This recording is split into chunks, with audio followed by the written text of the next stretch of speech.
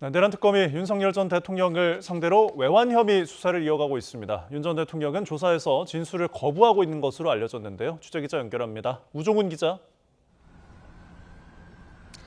네, 내란 특검입니다. 네, 윤 전 대통령에 대한 내란 특검 조사 어떻게 진행되고 있습니까? 네, 윤 전 대통령에 대한 오후 조사는 1시 반부터 재개가 됐습니다.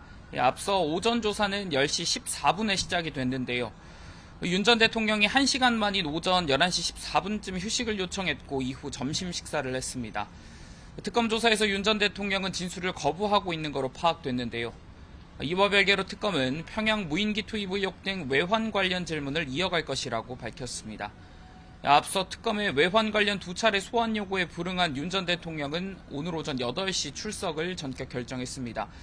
특검이 추가 소환 통보 없이 체포영장을 발부받았고 이를 집행하려 하자 임의 출석을 결심한 겁니다. 윤 전 대통령은 변호인을 통해서 구치소 직원들이 자신 때문에 고생하는 것 같아 마찰을 일으키고 싶지 않았다며 이유를 밝혔습니다. 네, 이번 조사를 두고 특검과 변호인 측이 공방을 벌였다고요. 네, 윤 전 대통령 출석 후 변호인단은 입장을 통해서 일정 협의를 요청했지만 특검은 무리하게 체포영장을 청구했고 이미 구속되기 전 조사에서 외환 관련 질문이 이루어졌다며 특검을 비판했습니다. 이에 대해 특검은 변호인조차 선임하지 않은 채 윤 전 대통령 측이 아무런 응답도 하지 않았고 외환 관련 조사는 윤 전 대통령이 출석한 뒤 이후 석 달 동안 이루어진 내용을 기반으로 하는 거라며 반박했습니다.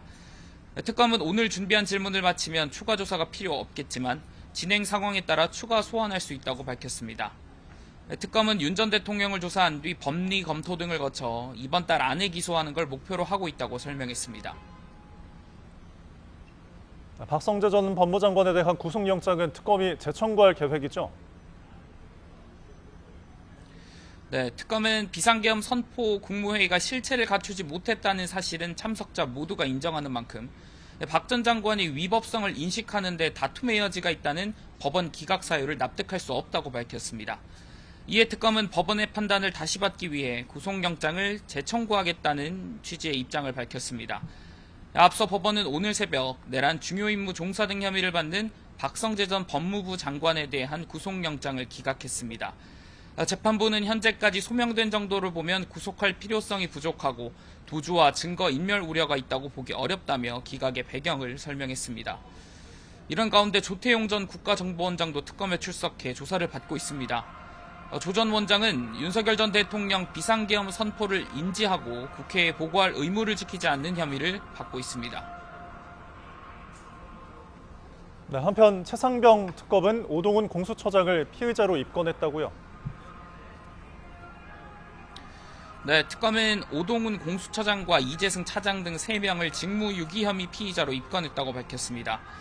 특검은 오 처장 등이 공수처 소속이던 송창진 전 부장검사 위증 혐의 고발 사건을 대검에 보고하지 않는 등 관련 법령을 어겼다고 보고 있습니다.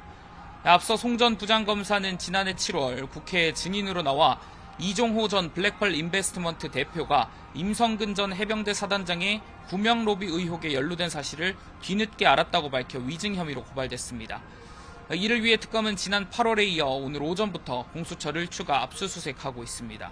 지금까지 내란 특검 사무실에서 YTN 우종훈입니다.